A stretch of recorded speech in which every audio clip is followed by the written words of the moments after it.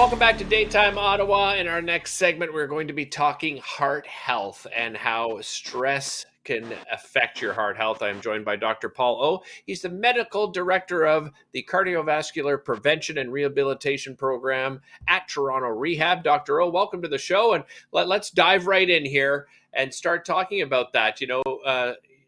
Mental health, we often hear how it affects our physical health, and when it comes to heart health, it's no different, is it? Absolutely. I think our physical health and mental health is really closely tied together. And for people with heart conditions, there's a really link between stress and mood and the things that we feel and our ultimate health.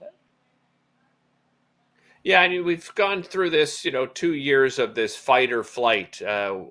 Living through a global pandemic. Obviously, stress levels have increased a great deal. Have you seen that even in your practice? Have you seen more? Have you experienced more of that? Yeah, I think we've all experienced this, haven't we? Both in our personal and professional lives.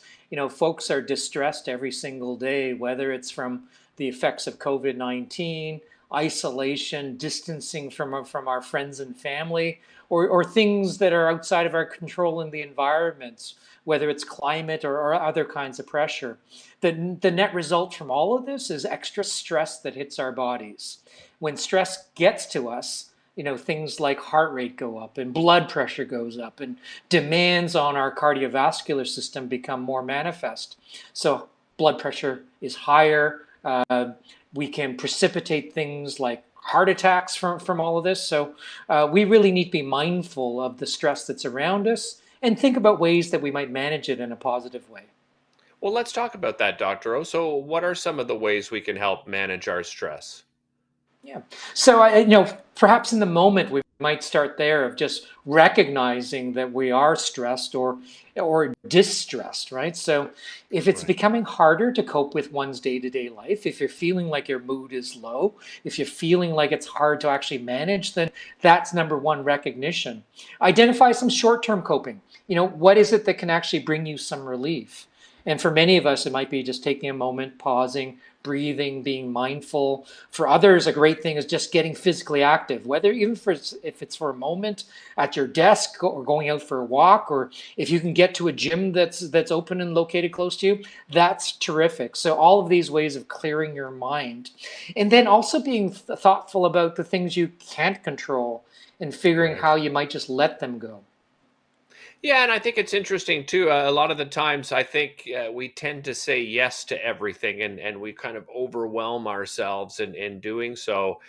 Should we start learning how to say no a little bit more?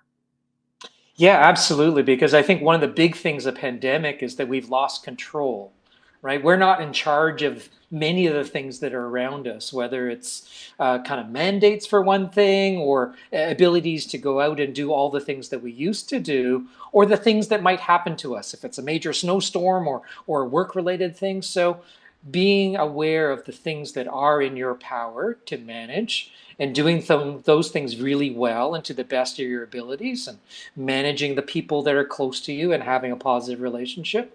But absolutely letting go of the things that you can't control, or just recognizing that there are certain things that we have to be okay with for the moment, and then looking forward to a more positive future. I think we need hope as well, Yeah. and there is hope that's coming.